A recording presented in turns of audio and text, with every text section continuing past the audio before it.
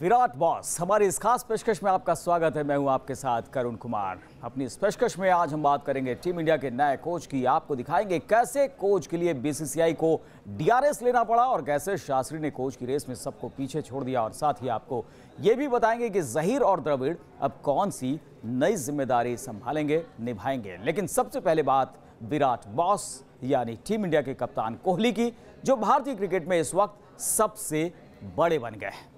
तो बॉस जो चाहते थे यानी विराट कोहली जो चाहते थे वही हुआ और इससे साबित हो गया कि अभी सिर्फ और सिर्फ विराट कोहली की ही चलती है। हमारे साथ हमारे सहयोगी और क्रिकेट एक्सपर्ट गौतम ललोत्रा मौजूद है। बहुत बहुत स्वागत है गौतम जी। जिस तरह से रवि शास्त्री का नाम सामने आया, बहुत पहले से ऐसा लग रहा था कि जब से वो कूदे रेस में सबसे आगे और आखिरकार मुहर लगी गई। आपको लगता है कि यहाँ पर शास्त्री सबसे आगे, लेकिन उनसे भी आगे विराट कोहली? बिल्कुल, जैसे आपने बोला है, बिल्कुल ठीक अंदाज में बोला है। और मैं बोलता हूँ कि क्या कहते हैं, करुण एक तरफ से अच्छा भी है क्योंकि एक हमारा चैप्टर ओवर हुआ चैंपियंस ट्रॉफी के साथ, और अब जो नया है वो मिशन 2019 वर्ल्ड कप है। इंडिया के लिए सबसे बड़ा वही है कि 50 ओवर्स में एक सेटल कॉम्बिनेशन हो। और आपने पहले भी देखा है, जब भी इंडिया में कोई गोल्डन पीरियड आए, चाहे वो जॉन राइट और सौरव गांगुली का हो विदेशी तौरों में जीतने का, या आप गुरु क्या कहते हैं अपना गैरी कर्स्टन और महेंद्र सिंह धोनी का हो, एक सेटल कॉम्बिनेशन होना चाहिए जिसमें कोच और कैप्टन की अच्छी एसिमुलेशन होनी चाहिए। और जैसे आपने सेकंड पॉइंट बोला कि कोहली भी चाहते थे वो कैप्टन बनाए, आप आगे ये देखना जैसे आपके रिपोर्ट्स बोल रही है कि कॉम्बिनेशन ठीक बैठ गए, कैप्टन चाहते थे कौन कोच बने, अब है यहाँ से लेके एटलीस्ट एक स्थिरता आ चुकी है। ऑन फील्ड ऑफ फील्ड ये कॉम्बिनेशन अच्छा इंडिया के लिए ऑगर करे और मिशन 2019 तक एक अच्छी स्थिर टीम बन जाए, इसकी सभी वो चाहते हैं। लेकिन क्या गौतम आपको लगता है कि कोई कैप्टन इतना ज्यादा प्रभावशाली या पावरफुल हो जाए कि वो जो कुछ भी कहे सपोर्ट स्टाफ उसकी भी ना सुने, अनदेखी करने लगे, तो क्या वो सिचुएशन अच्छी होगी? हाँ जी, ये एक देखिए काफ़ी लोग ने ये रिपोर्ट्स वगैरह बोले कि, और काफ़ी रिपोर्ट्स बोले कि Kohli has his way through in the selection process and all, but मैं बोलूंगा कि जो नहीं, मैं इससे पहले अनिल कुंबले की तरफ भी इशारा कर रहा हूँ कि उस वक्त जो हुआ, क्या आगे भी वैसा नहीं हो सकता? हाँ जी, अगर मेरी आप पर्सनल राय पूछी जाए तो एक ग्रेट सर्वेंट रहे, चैंपियन लेग स्पिन बॉलर रहे Anil Kumble, highest wicket taker रहे टेस्ट में, और अगर उनका रिपोर्ट कार्ड देखा जाए as a coach with captain Kohli and all, कोई दो राय नहीं है कि टेस्ट क्रिकेट में भारतीय टीम नंबर 1 की जो पायदान में पहुंचे उसमें उनका भी बहुत बड़ा योगदान था।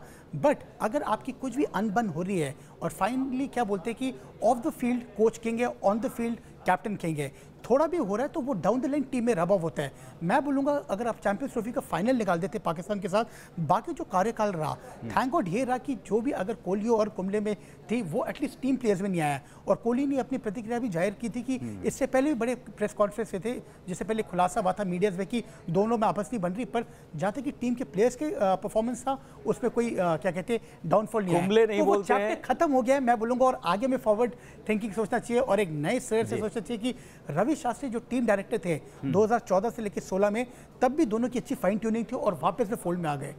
चलिए, उम्मीद यही की जानी चाहिए कि जो ट्यूनिंग पहले रही है वही ट्यूनिंग आगे 2 साल तक कम से कम रहेगी और केमिस्ट्री भी साफ तौर पर देखने को मिलेगी। लेकिन शास्त्री के कोच पद के लिए अप्लाई करने के साथ ही ये साफ हो गया था कि शास्त्री ही टीम इंडिया के कोच बनेंगे और इसमें कोई दो राय नहीं। शास्त्री भारत के अच्छे कोच साबित भी हो सकते हैं, लेकिन जिस तरह से रवि शास्त्री को टीम इंडिया का कोच बनाया गया है, सवाल उस पर उठ रहा है कि आखिर अगर रवि शास्त्री को ही कोच बनाना था तो फिर कोच सिलेक्शन का ये पूरा ड्रामा क्यों रचा गया?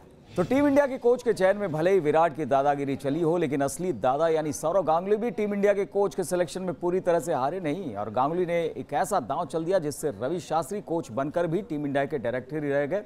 गौतम ललोत्रा हमारे सहयोगी और क्रिकेट एक्सपर्ट हमारे साथ मौजूद हैं। गौतम जी, जिस तरह से रवि शास्त्री बनाए गए, लेकिन बॉलिंग कोच भी यहाँ पर नियुक्त कर दिए गए और फिर कंसल्टेंट के तौर पर राहुल द्रविड़, ये बड़े नाम साथ में, यानी घेरेबंदी पूरी तरह से गांगुली की हो गई एक तरह से कहा जाए। मतलब एक जो जिसे बोलते हैं पूरा थिंक टैंक कोहली के साथ आ चुका है यानी सिर्फ और सिर्फ रवि शास्त्री वहां नहीं होंगे सलाह देने के लिए, 2 और बड़े खिलाड़ी। तो ये मतलब मुझे लगता है पूरा जो क्रिकेट एडवाइजरी कमेटी है पूरा एक फुल फ्लेज प्लान बनाया है कि बैकअप के तौर में हम आपको सब कुछ दे रहे हैं। खिलाड़ी है 15, 3 और आपके साथ आगे रवि शास्त्री, जहीर खान। और जहीर खान का तो मैं बोलूँगा कि अगर आप लेफ्ट आर्म सीमर्स की बात करें, one of the finest seamers India के लिए रहे। आप देखिए कपिल देव के बाद अगर आप देखिए किसी ने अगर 300 विकेट लिए फास्ट बॉलर के तौर पे जहीर खान रहे।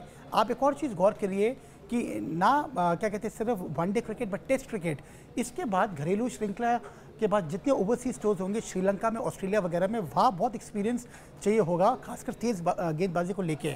और इंडिया की सीम अटैक की हम बात कर ले जाए, अच्छी 4 प्रॉन्ड अटैक है, आपके पास भुवनेश्वर कुमार है, मोहम्मद शामी है, उमेश यादव है, बुमराह है, बट अगर आपको स्किल अपनी फाइन ट्यून करनी है और अच्छे कंडीशंस को कैसे एक्सप्लॉइट करना है, मुझे लगता है जहीर खान से अच्छा ऑप्शन नहीं है, क्योंकि उनको अगर आपको latest stages of the career में देखें काउंटी क्रिकेट के बाद उन्होंने काफ़ी विकेट चटकाई थी इंग्लैंड वगैरह में। बिल्कुल, तो एक्सपीरियंस उनसे है और ये एक्सपीरियंस काम आएगा टीम इंडिया के। इसी के साथ इस पेशकश में फिलहाल इतना ही। गौतम ललोत्रा हमारे सहयोगी क्रिकेट एक्सपर्ट हमारे साथ मौजूद थे, बहुत बहुत शुक्रिया। हाँ, बने रहिए न्यूज़ नेशन के साथ, क्योंकि यहाँ खबरों का सिलसिला कभी नहीं थमता।